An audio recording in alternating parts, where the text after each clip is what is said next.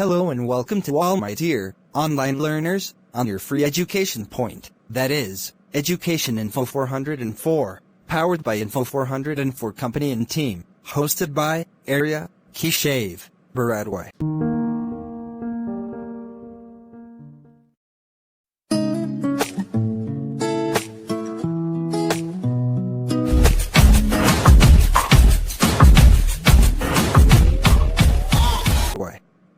Watch the lecture complete to get some bonus points. As you all watch the title, today we are going to discuss about contractions. A short note for you, guys, if you find the video a little bit longer, means in this video, a lot information is loaded for you. Watch till the end. Firstly, I give you the information about which questions are we discussing in this lecture. The very first question we are going to discuss is, what are contractions? Second, why we use contractions? Third, difference between contractions and possessive pronoun. Fourth, examples of positive contractions. Fifth, examples of negative contractions. Sixth, understand the difference between double meaning contractions. Seventh and last one is, when to use contractions. So, without wasting time, let's start the discussion. First question, what are contractions? A contraction is a shortened version of the written and spoken forms of a word, syllable, or word group, created by omission of internal letters and sounds. Second question, why we use contractions? We use contractions in a sentence to shorten the phrase and give it a less formal tone.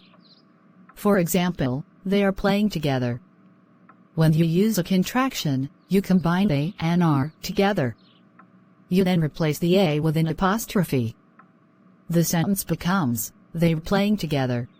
Third question, difference between contractions and possessive pronoun, it's, or its.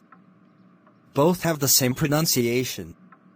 Keep a look at subtitles to watch the difference. Recognize the difference between it and its. One of the most misused contractions is the contraction its. Its is the contracted form of it is or it has. For example, it's late. You use an apostrophe because this is the contracted form of it is. But a sentence like, the cat licked its tongue, does not require an apostrophe for its because the its is possessive in the sentence. It refers to the cat and is possessive, so it does not require an apostrophe. The cat licked its tongue would mean the cat licked at his tongue or the cat licked at his tongue, and this is clearly incorrect.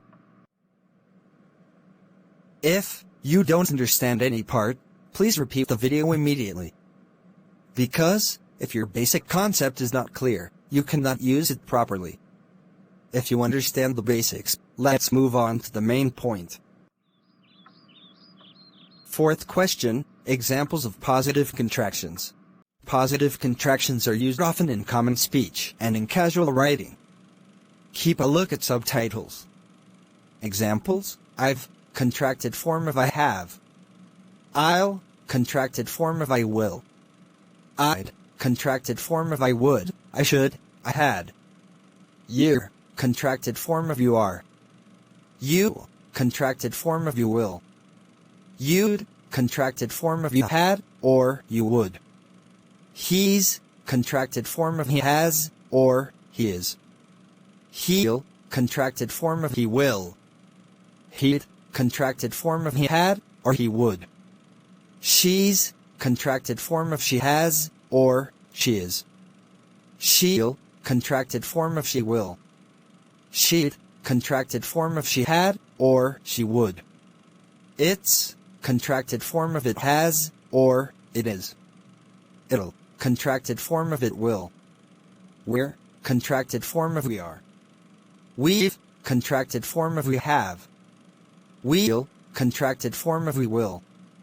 We'd, contracted form of we had, or we would. They're, contracted form of they are.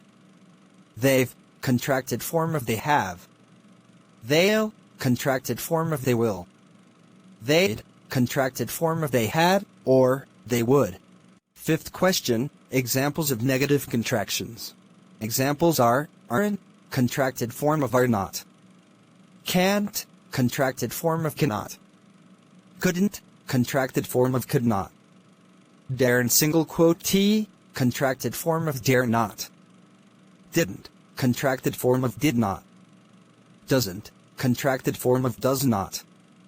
Don't, contracted form of do not.